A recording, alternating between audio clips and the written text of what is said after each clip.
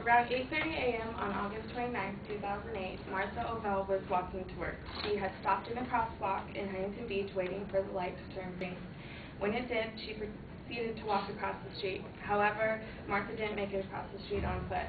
Instead, she was thrown 75 feet into the gutter by an SUV that had struck her head-on. Martha died at the scene. Upon investigating the accident, it was discovered that the driver had read 4 text messages and replied to 3 in the minutes just before the crash. This tragedy could have been avoided had the driver not been texting. My claim today is that texting while driving is dangerous.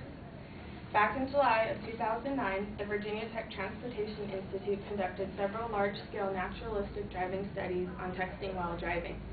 The information released from these studies is an example of why texting while driving is dangerous. If you are text messaging, Virginia Tech says you are 20 times more at risk to get into a crash than driving while not using a phone. Also, in a 6-second duration, those that were texting kept their eyes off the road for 4.6 seconds.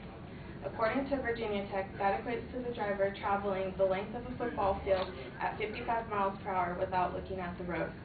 Based on these findings, Virginia Tech recommends that driving is a visual task and activities that draw the driver's eyes away from the roadway, such as texting, should be avoided.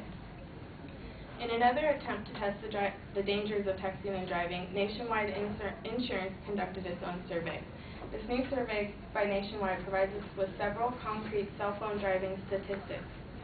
45% of respondents had been hit or nearly hit by another driver using a cell phone, and in the same survey, 4 out of 5 respondents who admit to using their own cell phones while driving say their behavior would change if cell phone usage were restricted by law.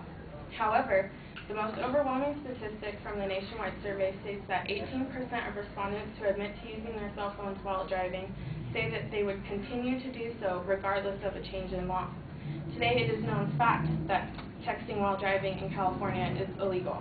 According to an article in the LA Times, Governor Schwarzenegger signed a bill on September 24, 2008 that bans texting while driving to have had taken effect January 1, 2009.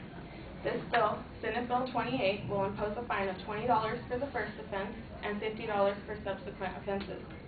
While the passing of this law provides a great starting point, I believe we need harsher punishments and better education so people will decide not to text and drive regardless of what the law tells them to do.